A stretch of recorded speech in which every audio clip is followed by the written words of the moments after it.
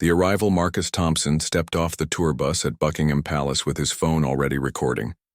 The 28-year-old American had been planning this London trip for months, and his social media followers were expecting content. Big content, the kind that would go viral and maybe finally get him the sponsorship deals he'd been chasing. "What's up, guys?" He spoke into his phone camera, panning across the iconic building. "Marcus here, and we're about to see some real British culture. These guards are supposed to be super serious, right? We'll see about that." The summer afternoon was bustling with tourists from around the world, families with children, elderly couples with guidebooks, and groups of friends all mingled together, snapping photos and marveling at the royal residence. The atmosphere was respectful, almost reverent, as people understood they were visiting one of Britain's most sacred institutions. Marcus had different plans. He'd spent hours the night before watching YouTube videos of tourists trying to make the Queen's Guards break character. Most failed, but a few had gotten reactions. Marcus was convinced he could do better. He had to do better. His follower count had been stagnant for months, and his girlfriend Sarah had been making comments about him getting a real job instead of chasing internet fame. The iconic red uniformed guards stood at their posts, bearskin hats tall and imposing, rifles held. Perfectly still. These weren't actors or performers. They were active soldiers from elite regiments, chosen for this prestigious duty after proving themselves in combat zones around the world. Each guard had undergone rigorous training, not just in ceremony, but in actual military operations. They took their role seriously, understanding that they represented the crown and the entire British military. Marcus approached one of the guards slowly, phone held high. The guard stood motionless, eyes forward, expression unchanging. This was Lance Corporal James Mitchell, a veteran of 2 tours in Afghanistan who had been selected for Queen's Guard duty based on his exemplary service record. He had been standing at his post for nearly an hour, maintaining perfect posture despite the weight of his uniform and equipment. "Dude, can you hear me?" Marcus said loudly, waving his hand near the guard's face. Several nearby tourists looked uncomfortable, some moving away from the scene. A few pulled out their own phones, sensing something inappropriate was about to happen. Lance Corporal Mitchell remained statue still. His training had prepared him for this. Tourists regularly tried to get reactions. They would tell jokes, make faces, sometimes even touch the guards. The protocol was clear. Maintain position, maintain dignity, ignore the distractions. These antics were part of the job, though they never made it easier. Marcus grew frustrated. His follower count wouldn't grow with boring footage of a motionless guard. He needed something different, something that would make people share his content. He looked around and noticed a fountain nearby. The water sparkled in the afternoon sun, and an idea began forming in his mind. It was stupid, he knew that, but stupid often went viral. "If you won't react to words," Marcus muttered to his camera, "maybe you'll react to this." He walked toward the fountain, pretending to admire it while keeping his phone recording. Other tourists were enjoying the peaceful scene, some sitting on benches nearby, others taking family photos. Children ran around while parents watched, everyone respecting the solemn atmosphere of the royal grounds. Marcus bent down and cupped his hands, filling them with the cool fountain water. His heart was racing now. This was definitely crossing a line, but his rational mind was overruled by his desperation for content. He had bills to pay, dreams to chase, and a girlfriend to impress. Surely the guard would just get a little wet, and maybe finally break character. It would be funny, shareable, and harmless. What Marcus didn't understand was the profound disrespect he was about to show. The Queen's Guard wasn't a tourist attraction or entertainment. These were soldiers who had sworn an oath, men who had served their country in dangerous places, who now served in one of the most honored positions in the British military. The uniform they wore connected them to centuries of tradition, sacrifice, and service. He walked back toward Lance Corporal Mitchell, water dripping from his hands.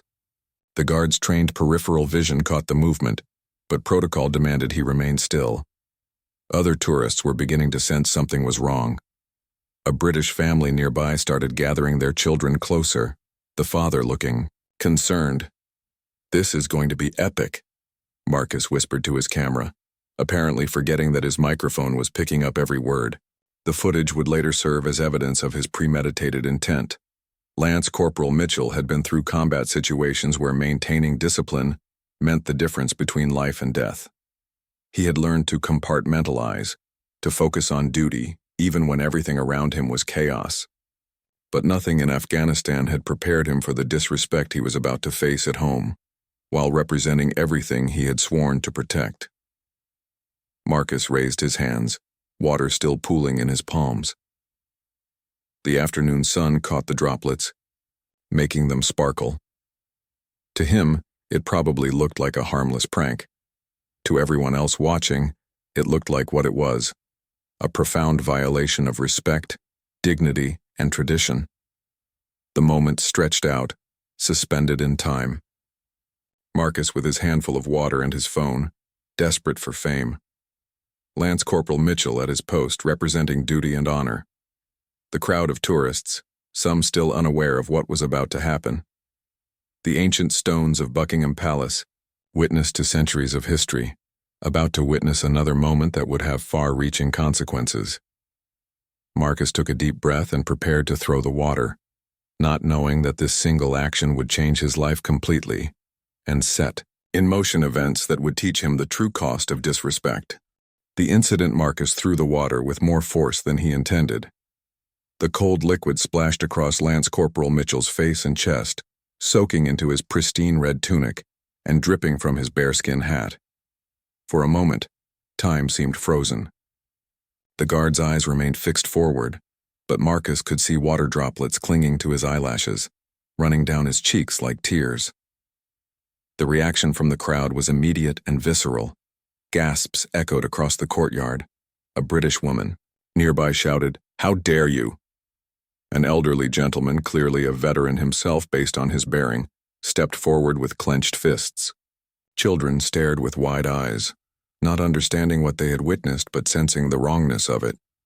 "Did you see that?" Marcus laughed nervously into his phone, but his voice cracked slightly. The guard's continued stillness was somehow more unsettling than any reaction would have been. "He's like a statue. This is going to get millions of views." But Lance Corporal Mitchell was far from a statue. Inside, his mind was racing. Water dripped into his eyes, making them sting. His uniform, which he had spent 2 hours preparing that morning, was soaked and stained. Worse than the physical discomfort was the emotional impact. He had served in Helmand Province, where locals had shown more respect for his uniform than this tourist was showing at the heart of British sovereignty. The crowd began to close in around Marcus, their faces showing a mixture of anger and disgust. A Scottish man with a thick accent spoke up. "That's a serving soldier, you absolute muppet. He's not your entertainment." Others joined in, their voices growing louder. Marcus found himself surrounded by increasingly hostile faces. "It's just water," Marcus protested, but his bravado was fading fast. The atmosphere had shifted completely. What had been a pleasant tourist area moments before now felt charged with anger and indignation. People were pulling out their phones, but not to support Marcus. They were recording his face, documenting what he had done. Within minutes, police officers appeared. The Metropolitan Police maintained a constant presence around royal residences, and they had been alerted by both tourists and the guard's commanding officer. Sergeant Patricia Wells approached Marcus with professional calm, but her expression was stern. "Sir, I need you to stop recording and come with me," she said firmly. Her partner, Constable David Park, positioned himself to Marcus's other side. They weren't rough, but their presence made it clear this wasn't a request. "Recording what?" "I'm just making content," Marcus replied, but his phone was already being confiscated as evidence. "This is America. I have rights." The irony of his statement seemed lost on him. He wasn't in America, and his rights didn't include assaulting members of the military. The police officers were experienced in dealing with tourist incidents, but this felt different. Most problems involved minor theft, public intoxication, or simple misunderstandings. Deliberately soaking a Queen's Guard crossed several legal lines simultaneously: assault on a member of the armed forces, disturbing the peace, and showing contempt for the crown. As Marcus was led away, Lance Corporal Mitchell finally allowed himself a small response. His commanding officer, Captain Sarah Morrison, had appeared and was quietly asking if he needed medical attention or a uniform change. Mitchell shook his head slightly. The only movement he had made since being doused.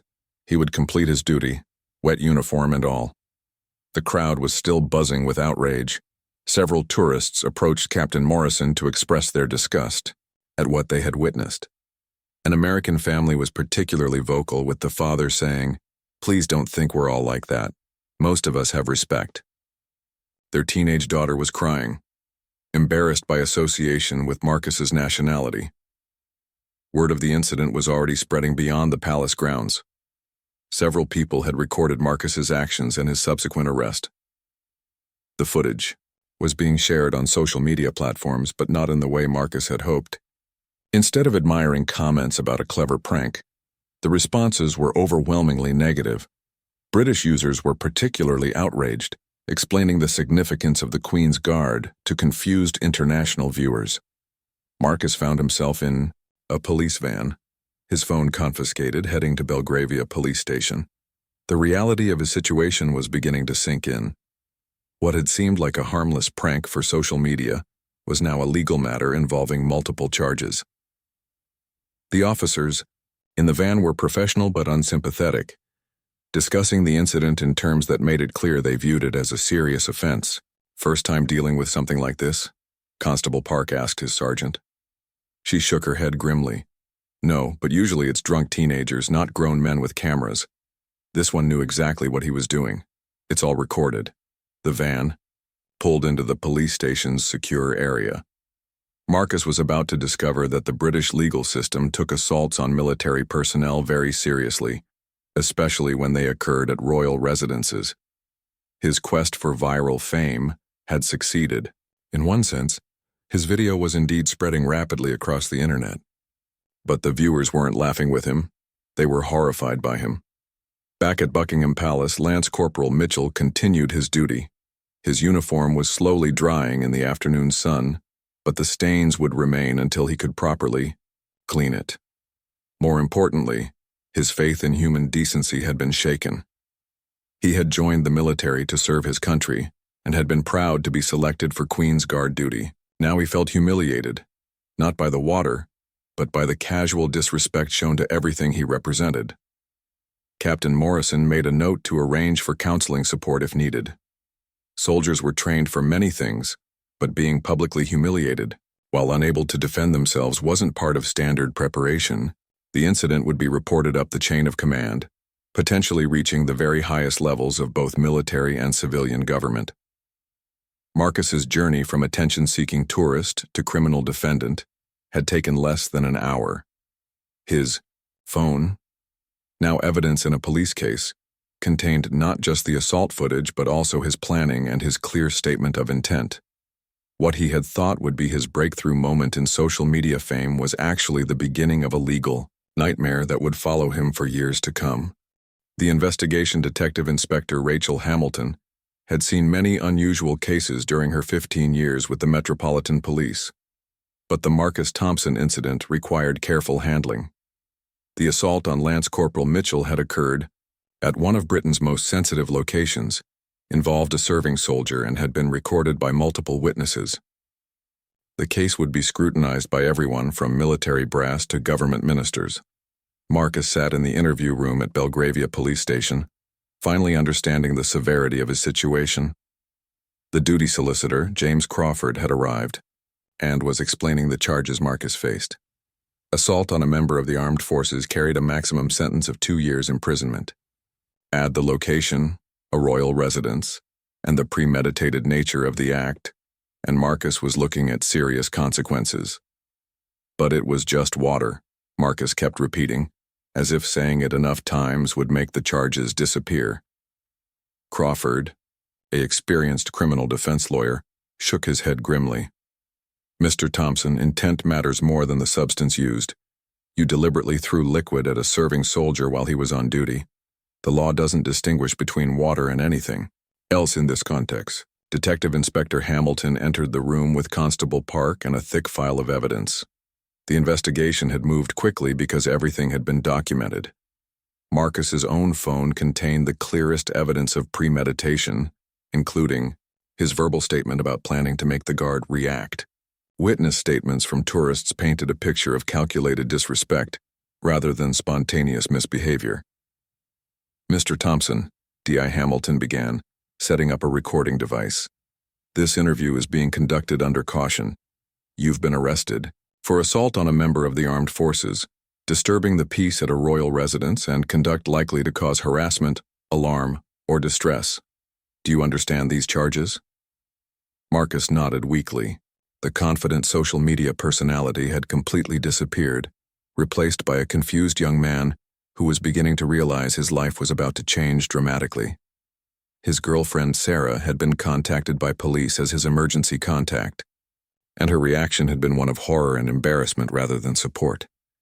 The evidence against Marcus was overwhelming. Beyond his own recorded confession of intent, 17 different tourists had provided witness statements. Several had recorded the incident from different angles, showing clearly that Marcus had deliberately collected water from the fountain before approaching the guard. The premeditated nature of the assault was undeniable. "The Crown Prosecution Service will be reviewing this case personally," D.I. Hamilton explained. "Assaults on military personnel at royal residences are taken very seriously. Your social media history will also be examined to establish pattern of behavior and intent." This last point terrified Marcus more than anything else. His Instagram and TikTok accounts were filled with increasingly desperate attempts to gain followers through outrageous behavior. There were videos of him bothering street performers, harassing workers at various tourist attractions, and making inappropriate comments about British culture. The prosecution would argue this showed a pattern of disrespectful behavior that culminated in the assault. Meanwhile, the military was conducting its own investigation. Colonel Rebecca Foster from the Household Division was reviewing security protocols and the support provided to guards dealing with tourist harassment. The incident had highlighted gaps in protection for soldiers who couldn't defend themselves while on ceremonial duty. Lance Corporal Mitchell had given his statement to military investigators. His account was professional and factual, but it revealed the emotional impact of the assault. "I've served in combat zones where enemy fighters showed more respect for British military uniform than this tourist did at Buckingham Palace," he had written. The statement would become crucial evidence in establishing the seriousness of Marcus's actions. The media had picked up the story within hours. British newspapers were outraged with headlines like, "Yank Yob soaks our soldier" and "Tourist shameful attack on Queen's Guard." American media was more sympathetic to Marcus initially, until British commentators explained the significance of what he had done. The cultural context made all the difference. Social media reaction was swift and brutal. Marcus's accounts were flooded with angry comments from people around the world. His follower count actually increased, but these weren't the supporters he had hoped for. They were people following to monitor and criticize him. Death threats appeared in his messages, forcing police to consider protective measures. The investigation expanded to include Marcus's entire trip to London. Security cameras from hotels, restaurants, and tourist attractions were reviewed to establish his behavior pattern. What emerged was a picture of an increasingly desperate content creator, willing to do anything for attention, building up to the assault at Buckingham Palace. His hotel room was searched with his consent, revealing journals where Marcus had planned various pranks at British landmarks. The Tower of London, Westminster Abbey, and other historic sites were all potential targets for disruptive behavior. The fountain incident at Buckingham Palace was just the first success in a planned campaign of attention-seeking disruption. The American embassy became involved when Marcus's parents contacted them for help. Consul General Patricia Davis explained that while they could provide basic assistance, they couldn't interfere with British legal proceedings. Marcus would have to face the consequences of his actions under British law. Back in Ohio, Marcus's family was dealing with their own crisis. His parents, hard-working middle-class Americans, were horrified by their son's behavior. His father, a military veteran himself, was particularly ashamed. Local news stations had picked up the story, and the family was facing embarrassment in their community. The investigation also revealed Marcus's financial situation. He had been living beyond his means, funding his lifestyle and travel through credit cards and loans, desperate to make social media pay off. The pressure to create viral content had driven him to increasingly extreme behavior, culminating in the assault that would destroy his dreams. Detective Inspector Hamilton compiled her final report with a heavy heart. Marcus Thompson wasn't evil, just foolish and desperate. But his actions had consequences that extended far beyond a momentary lapse in judgment. A serving soldier had been humiliated, British traditions had been disrespected, and international relations had been strained. The full weight of the law would fall on Marcus's shoulders, and his quest for fame would end in infamy instead. The legal proceedings Westminster Magistrates Court was packed on the morning of Marcus Thompson's first hearing. The case had attracted significant media attention, with reporters from British and American news outlets filling the public gallery. Marcus sat in the dock wearing a cheap suit his solicitor had advised him to buy, looking nothing like the confident social media personality from his videos. District Judge Margaret Sterling had reviewed the case files extensively. The evidence was overwhelming, but the case raised interesting questions about cultural sensitivity, the nature of modern celebrity culture, and the protection of military personnel on ceremonial duty. She was determined to ensure justice was served while maintaining the dignity of the court. Crown Prosecutor Elizabeth Manning stood to present the charges. Her opening statement was measured but firm. "Your Honor, this case involves a calculated assault on a serving member of Her Majesty's Armed Forces while he was performing ceremonial duties at Buckingham Palace. The defendant, Marcus Thompson, deliberately and publicly humiliated Lance Corporal James Mitchell for the purpose of creating social media content." The prosecutor presented the evidence methodically. Marcus's own video was played in court, showing his clear statement of intent and the subsequent assault. Witness testimonies painted a picture of a tourist who showed complete disregard for British customs and military service. The fountain incident was revealed to be part of a planned series of disruptions at historic sites. Marcus's defense solicitor, James Crawford, faced an almost impossible task. The evidence against his client was overwhelming and self-documented. His only hope was to portray Marcus as a foolish young man who didn't understand the seriousness of his actions, rather than a malicious individual intent on causing harm. "Your Honor," Crawford began, "my client deeply regrets his actions. Mr. Thompson is a young American who genuinely didn't understand the significance of the Queen's Guard or the offense his behavior would cause. This was a moment of poor judgment, not malicious intent," Judge Sterling interrupted sharply. "Mr. Crawford, your client's own video includes his statement about making the guard react. This suggests he was well aware he was trying to provoke a response from a soldier on duty. How do you reconcile this with claims of ignorance?" The defense struggled to explain away Marcus's recorded words. The cultural ignorance argument fell apart when prosecutors presented evidence of Marcus's research into Queen's Guard protocols and his knowledge that the soldiers were trained not to respond to provocation. He had specifically targeted what he thought was their weakness. Lance Corporal Mitchell was called as a witness via video link, still on active duty but available to give testimony. His account was professional and restrained, but the emotional impact on the courtroom was profound. Here was a man who had served his country in combat, now having to explain how he felt being humiliated by a tourist with a camera. "The physical discomfort of being soaked was minimal," Mitchell testified. "The damage to my uniform could be repaired. But the disrespect shown to the institution I represent, to the crown I serve, and to every soldier who has worn this uniform, that cannot be undone." The prosecution presented character evidence showing Marcus's escalating pattern of disruptive behavior. His social media history revealed increasingly desperate attempts to gain followers through pranks and controversial content. Expert testimony from military historians explained the significance of the Queen's Guard and why assaults on ceremonial soldiers were taken so seriously. Marcus was given the opportunity to speak in his own defense. His prepared statement, clearly written by his solicitor, expressed remorse and claimed cultural misunderstanding. But when Judge Sterling questioned him directly, his responses revealed a concerning lack of genuine understanding about what he had done wrong. "Mr. Thompson, the judge asked. Do you understand that Lance Corporal Mitchell is a serving soldier who has risked his life for his country? Marcus nodded. Then can you explain why you thought it was appropriate to assault him for entertainment? Marcus's stammered response revealed the shallow thinking behind his actions. He talked about creating content and engaging with culture, but couldn't articulate any genuine understanding of why his behavior was wrong beyond the legal consequences he now faced. The victim impact statement from Lance Corporal Mitchell was read aloud by the prosecutor. In it, Mitchell described not just the immediate humiliation but the ongoing impact on his mental health and his relationship with the public. He had received support from fellow soldiers and many civilians, but the incident had changed his view of his ceremonial role.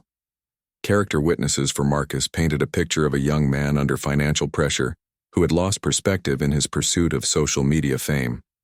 His parents, appearing via video link from Ohio, begged for mercy while expressing their shame at their son's behavior.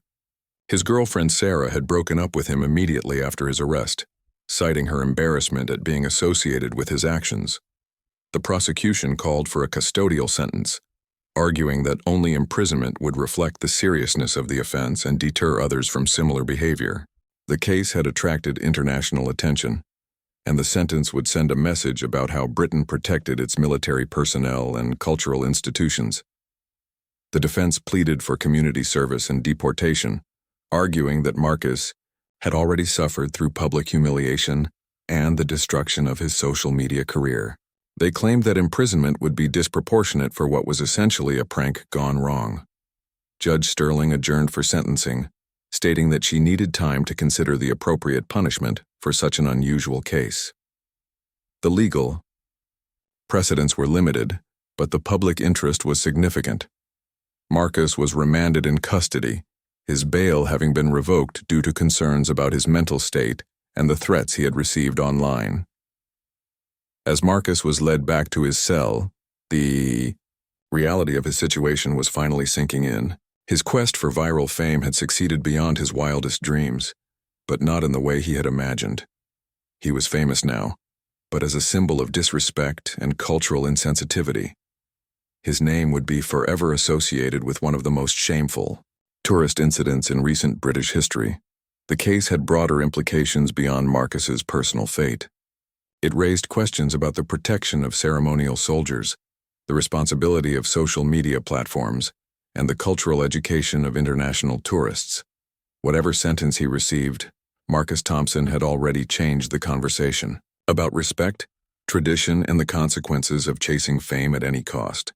The sentence and its aftermath Westminster Magistrates Court was even more crowded for the sentencing hearing.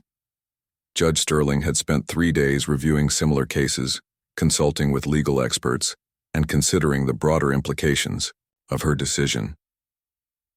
The Marcus Thompson case had become a symbol of cultural disrespect that extended far beyond one tourist's poor judgment. Marcus stood in the dock looking haggard. 2 weeks in custody had changed him dramatically.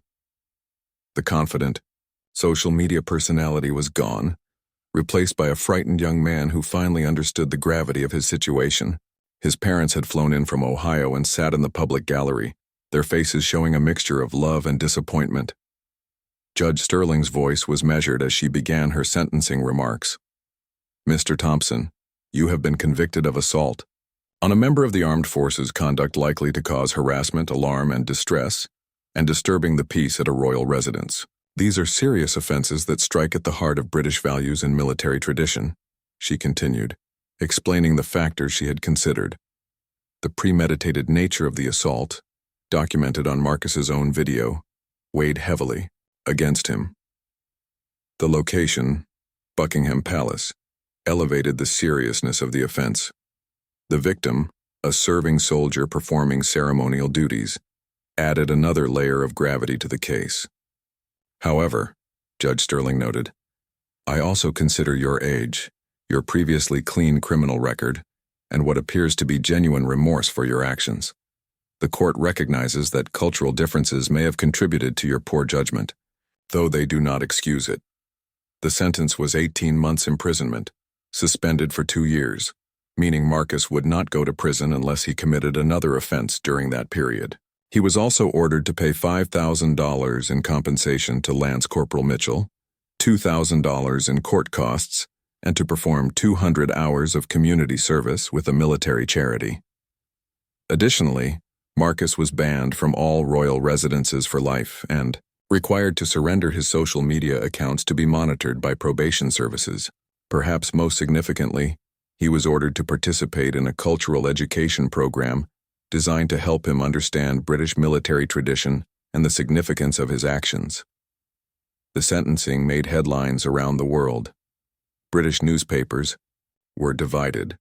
Some felt the sentence was too lenient. Others argued it was proportionate to what was ultimately a non-violent offense. American media focused on the cultural education requirement, with some commentators praising the rehabilitative approach. Marcus's immediate response was relief at avoiding prison, but the long-term consequences were just beginning to unfold. His deportation to the United States was swift, but his problems followed him across the Atlantic. The video of his assault on the Queen's Guard had been viewed millions of times, making him infamous rather than famous. Back in Ohio, Marcus discovered that notoriety was worse than anonymity. Potential employers recognized his name and face from the international coverage. His social media accounts, now monitored and restricted, couldn't be monetized. The career he had sacrificed everything to build was permanently destroyed. The community service requirement was fulfilled through video calls with British veterans organizations, where Marcus was required to learn about military service and sacrifice. These sessions were often painful, as veterans shared their experiences and helped Marcus understand why his actions had been so offensive. Colonel Rebecca Foster had implemented new protocols for protecting Queen's Guards from harassment following the incident. Additional security measures were put in place, and guards were given clearer guidance on when they could break protocol to protect themselves. The Marcus Thompson case had exposed vulnerabilities in the ceremonial system that needed addressing.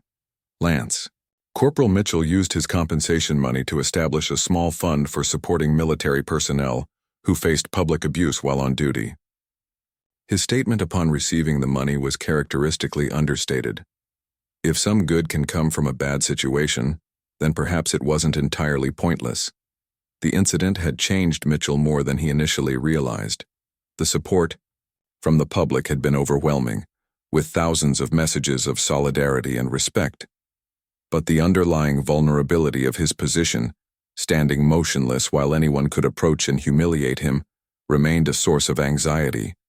Marcus's parents, Tom and Linda Thompson, faced their own consequences in their Ohio community. Tom, a retired construction worker and military veteran, was particularly affected by his son's actions. The local VFW post, where Tom was a regular, initially showed him sympathy, but some members struggled to look past his son's behavior. "I raised him better than this," Tom told reporters outside the courthouse. "I served in the Navy and I taught my son to respect the military and other people's traditions. I don't know where we went wrong." The pain in his voice was evident to everyone present. The case had broader implications for social media culture and tourist behavior.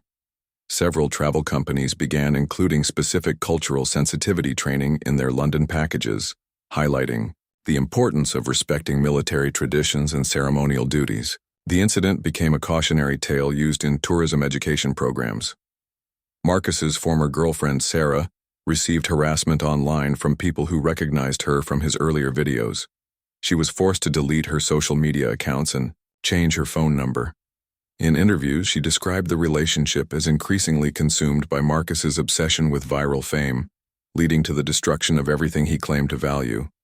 The financial cost of Marcus's failed attempt at fame was staggering. Legal fees, fines, travel costs, and the complete destruction of his earning potential left him deeply in debt. The community service requirement, while meaningful for his rehabilitation, provided no income to help address his financial crisis. As the first anniversary of the incident approached, Marcus was working at a call center in Columbus, Ohio, under his middle name to avoid recognition. His dreams of social media stardom had been replaced by the harsh reality of rebuilding a life destroyed by a moment of profound stupidity. The Queen's Guard continued their duties at Buckingham Palace. Now, with additional protections and public support. Lance Corporal Mitchell completed his ceremonial service and returned to regular military duties, carrying with him a deeper understanding of both human cruelty and human kindness. The ripple effects of Marcus's actions continued to spread, touching lives and changing policies in ways he never could have imagined when he cupped that water in his hands at Buckingham Palace fountain. Redemption and reflection. 2 years after the incident at Buckingham Palace, Marcus Thompson sat in a small conference room in Columbus, Ohio, speaking to a group of high school students about the dangers of social media obsession. His appearance had changed dramatically. Gone was the trendy haircut and designer clothes, replaced by a simple polo shirt and the weathered look of someone who had learned hard lessons. "I thought I was just making content," Marcus told the teenagers, many of whom were scrolling through their phones even as he spoke. "I thought respect and tradition were just old ideas that didn't matter in the internet age. I was wrong about everything." The cultural education program mandated by his sentence had been more transformative than anyone expected. Working with British military historians via video calls, Marcus had learned not just about the Queen's Guard, but about the broader history of military service and sacrifice.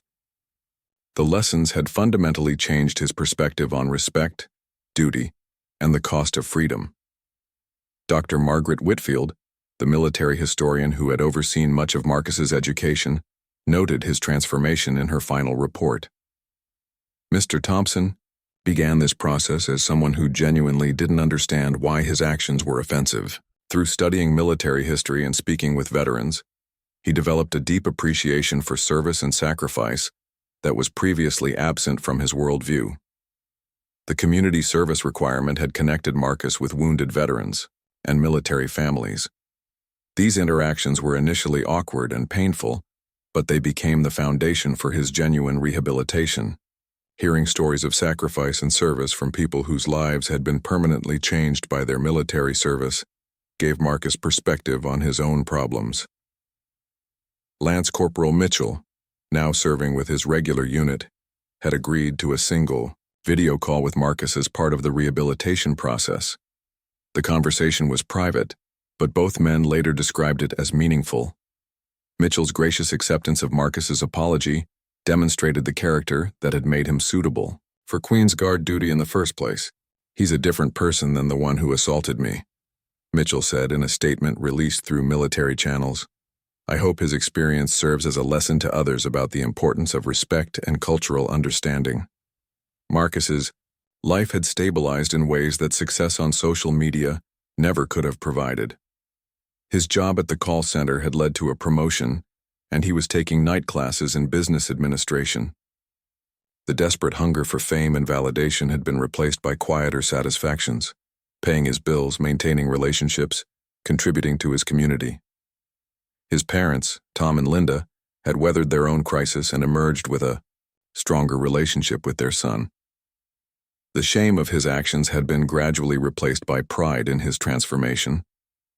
Tom had reconnected with his VFW post, where Marcus's story of rehabilitation had actually inspired other veterans dealing with family members struggling with social media addiction. The financial consequences of Marcus's actions remained significant. The fines and legal costs had been paid, but the lost earning potential during his most productive years was incalculable.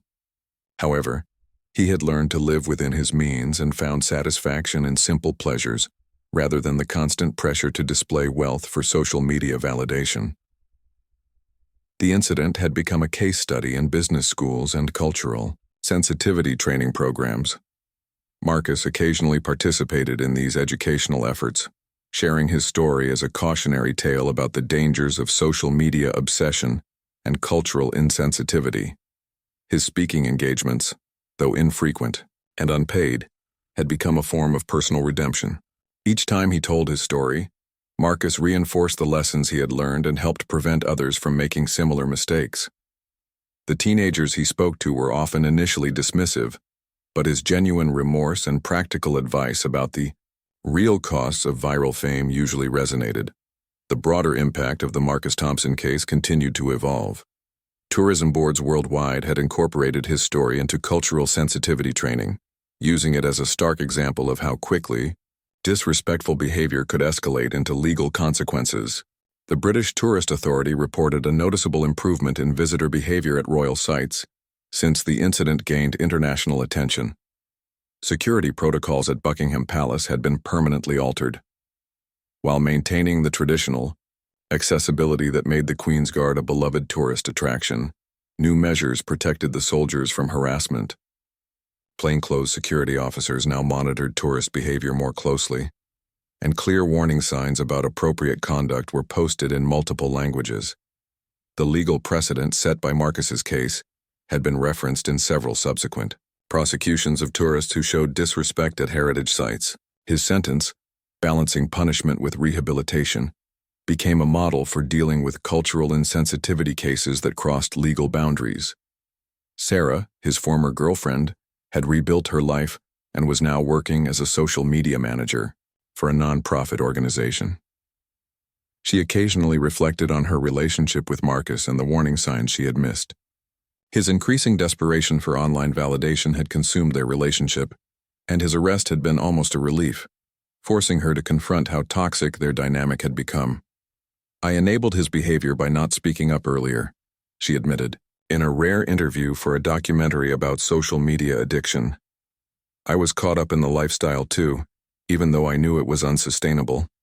His arrest probably saved both of us from a much worse fate." The documentary, titled Viral Consequences, featured Marcus's story as its central case study.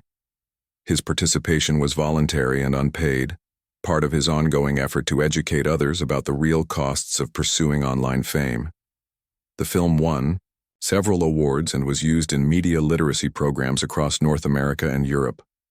Lance Corporal Mitchell had been promoted to corporal and was serving as a training instructor, helping prepare the next generation of guards for ceremonial duties. His experience with Marcus had informed new protocols for dealing with tourist harassment, and his calm professionalism during the incident had become part of the training curriculum. The small fund Mitchell had established with his compensation, money had grown through private donations into a significant resource for military personnel facing public abuse. The Dignity and Service Fund provided counseling support and legal assistance to soldiers who experienced harassment while on duty, whether ceremonial or operational. 3 years after the incident, Marcus received an unexpected message through his probation officer. A group of British military veterans were visiting Ohio as part of a cultural exchange program, and they had requested to meet him. The meeting was arranged at the local VFW post where his father was a member. The conversation was initially awkward, but the veterans were genuinely interested in Marcus's transformation. They shared their own stories of service and sacrifice, helping him understand even more deeply why his actions had been so offensive.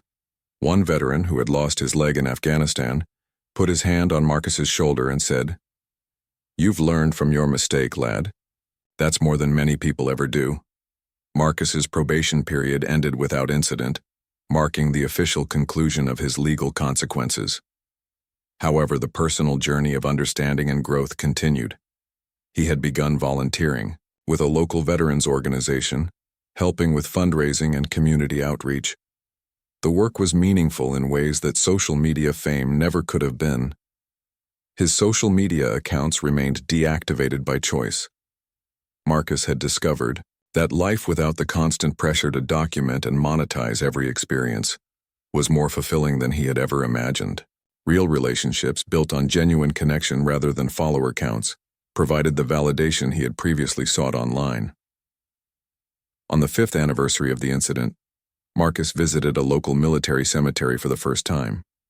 He stood quietly among the headstones, thinking about the soldiers who had made the ultimate sacrifice for their countries.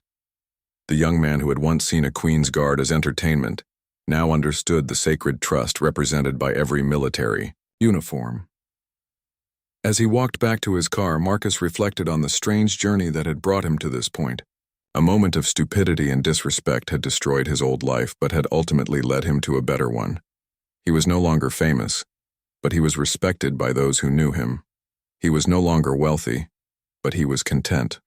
Most importantly, he was no longer the selfish young man who had thrown water at a soldier for social media views. The incident at Buckingham Palace would always be part of Marcus Thompson's story, but it was no longer the only chapter. Through genuine remorse, hard work, and a commitment to understanding the values he had once dismissed, he had transformed from a symbol of disrespect into an example of redemption. The viral fame he had sought had indeed changed his life, just not in the way he had ever imagined possible.